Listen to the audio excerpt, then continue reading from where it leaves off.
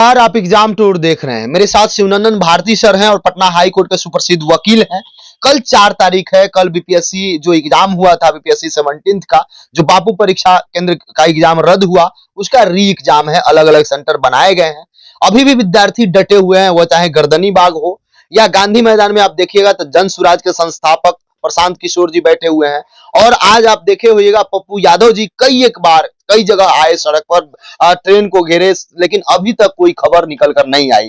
क्या कुछ होगा, कल एग्जाम हो जाएगा, उसके बाद विद्यार्थी को क्या करना चाहिए, क्या इन लोगों के पास एक यही रास्ता बचा हुआ है, कोर्ट जाएंगे, क्या कुछ होगा। मेरे साथ शिवनंदन भारती सर हैं। सर आपका स्वागत है एग्जाम जी, बहुत बहुत शुक्रिया आपका। सर कल 4 तारीख है, डेट भी फिक्स है, एग्जाम भी चालू है और अभी तक विद्यार्थी इस आस में है कि री एग्जाम का कोई नोटिफिकेशन आ जाएगा या एग्जाम रद्द हो जाएगा, लेकिन क्या करें विद्यार्थी।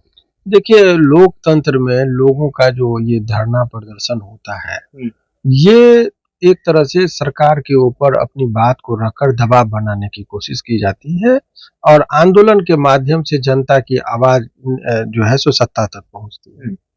तो ये विभिन्न प्लेटफॉर्मों पर, चाहे वो पॉलिटिकल पार्टी हो या आम छात्र की बात हो, सभी लोगों ने अपने स्तर से जो कर सकता था वो चीख कर, चिल्ला कर, डंडा खाकर, पानी का बौछार को इस ठंडा महीना में बर्दाश्त करके वो सारे जो मैकेनिज्म थे, शांति की बात करके, हाथ जोड़ के, पैर जोड़कर, माने सारे मैकेनिज्म का इस्तेमाल करके चीख चीख के कहता रहा कि ये आप एग्जाम में लीजिए, लेकिन एग्जाम तो ले ही रही है बीपीएससी, लेकिन री एग्जाम यानी सभी बच्चों का हर एक सेंटर पर लीजिए। ये बहुत बड़ा मामला नहीं था, बहुत बड़ा मुद्दा भी नहीं था। तो सरकार जो है सो रिजिड नहीं रहना चाहिए था। ये आपको थोड़ा सा फ्लेक्सिबल होना चाहिए, माने कि यदि कुछ 19-20 भी है तो जन भावनाओं का कद्र होना चाहिए था, लोकतंत्र यही कहता है, परंतु ये नहीं हुआ।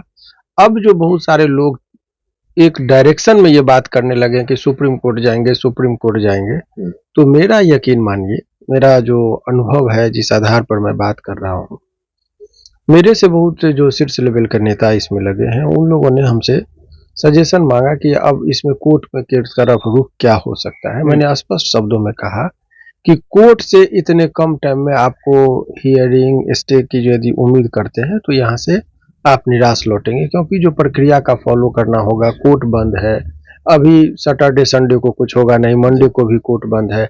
हम चाहेंगे कि आप कैलेंडर को दिखाइए, वहाँ कैलेंडर दिखाइए, देखिए इस तरीके से जो है सो सैटरडे को कोर्ट बंद रहता है, 4 को, और 5 और 6 बंद है। फिर देखिए 11, 12, 13, 14 वो लाल जितना देख रहे हैं वो हम लोग का कोर्ट का बंदी का चीज होता है, हाई कोर्ट का अपना कैलेंडर है। और 1-2 को वैसे ही बंद ही था जो हमने दिखाया। तो ऐसे परिस्थिति में आप ये जान लीजिए कि जब इतने लंबे छुट्टियां हैं तो कोर्ट को कैसे आप यहाँ से उम्मीद करते हैं कि स्टे मिल जाएगा। पायलट फाइल होता है, टोकन जनरेट होता है, लंबा प्रोसेस। तो इतनी लंबी प्रक्रियाओं से होकर गुजरना पड़ेगा कि सवाल ही नहीं है कि यहाँ से आपको स्टे मिलेगा। अब कहिएगा कि 12 बजे रात में भी सुप्रीम कोर्ट जाते हैं, तो इतना एक्सट्रीम नेसेसिटी का लगता है तब सुप्रीम कोर्ट के पास शक्तियां हैं, वो सुनते हैं। लेकिन इसमें इस तरह के मुझे नहीं लगे कि वो एक्स्ट्रा ऑर्डिनरी सिचुएशन उत्पन्न हो गया हो जो सुनेंगे। तो ये सब चीजें जो है सो कोर्ट से तो आपको अभी फिलहाल इस केस में राहत नहीं मिलेगा। लेकिन प्रयास जिन लोगों ने किया, ये नहीं कि सफलताएं और सफलताएं मिलना नहीं मिलना अलग मामला है, लंबी लड़ाई लड़ रहे हैं। जो लोग भी इसमें लड़ाई लड़ रहे हैं उनके कामयाबी को, उनके जो कार्य मैंने उन्होंने जो अभी संघर्ष कर रहे हैं, उनके संघर्ष की चीजों को इनकार और इग्नोर करने लायक नहीं, चाहे वो आदरणीय पप्पू यादव जी हों या फिर छात्र हों या फिर वो अनशन पे बैठे हैं प्रशांत किशोर जी हों। इन लोगों का, सभी लोगों का जो योगदान है, वो योगदान तो है ही कि अटेंशन तो दिलाए कि भाई गलत हो रहा है बिहार में। अब सरकार के पास कुछ शक्तियां होती है, तो सरकार अपनी शक्तियों का उपयोग करते हुए उस चीज को नहीं मान रही है।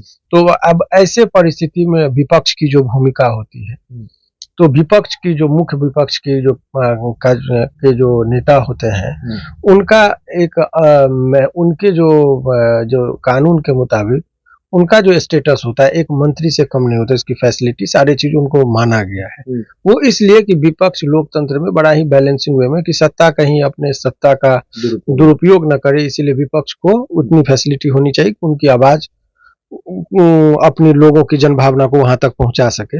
लेकिन इस मामले में ये कहने में कहीं कोई अतिशयोक्ति नहीं है कि बिहार के अंदर यदि पॉलिटिकल पार्टी को देखेंगे तो मुख्य रूप से विपक्ष की भूमिका आरजेडी निभा रही है, मगर आरजेडी के भी तरफ से जितना पुरजोर तरीके से इसका विरोध होना चाहिए, जिस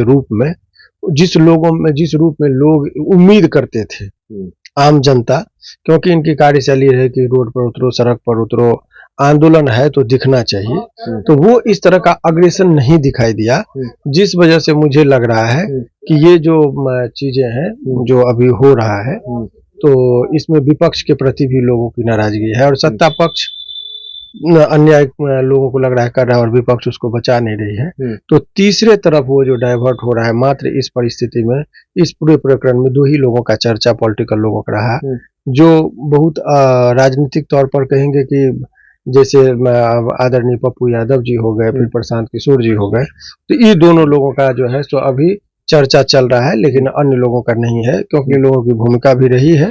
तो यही सब चीजें हैं, लेकिन एग्जाम होगा ही छात्रों को, हालांकि ये कठिन है, क्योंकि इस दुविधाजनक स्थिति में पढ़ूं कि नहीं पढ़ूं, एग्जाम कैंसिल तो नहीं होगा, तो इतने चीजों को छोड़कर केंद्रित करना अपने आप में बड़ा टफ काम होता है।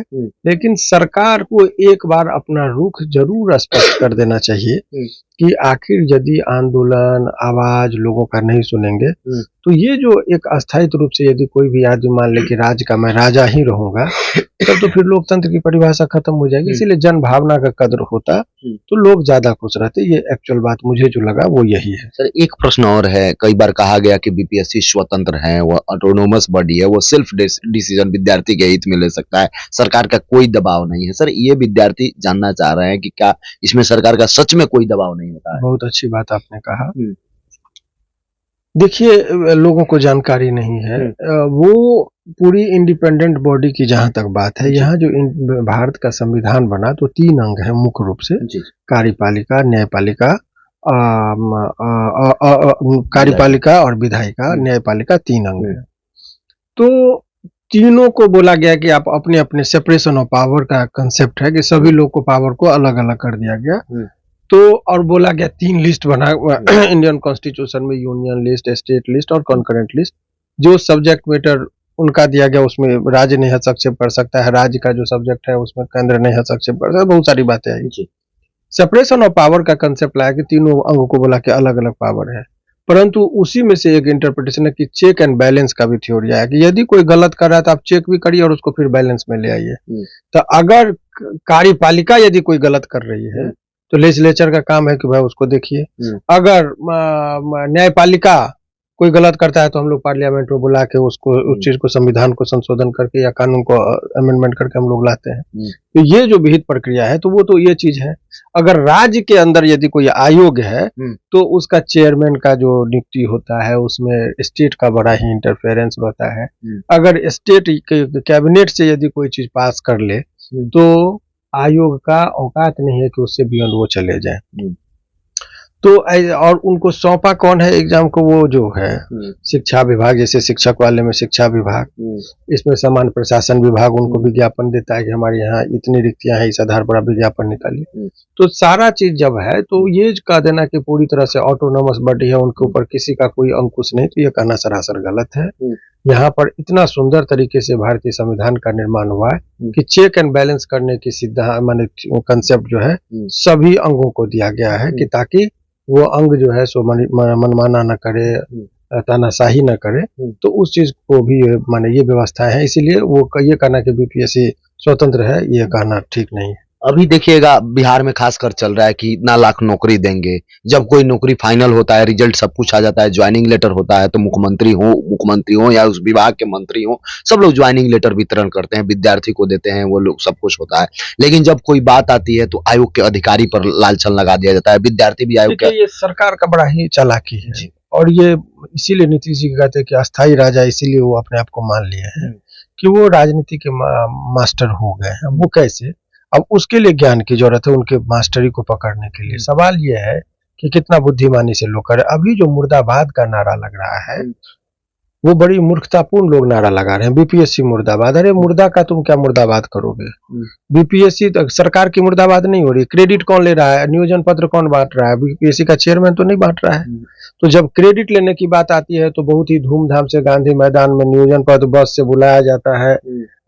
शिक्षक वाले में देखे ही होंगे, और सामूहिक रूप से नियोजन पत्र बांटा जाता है इस इंप्रेशन को बनाने के लिए कि बाप रे बाप बिहार में तो नौकरी की बौछार है। तो ये एक है।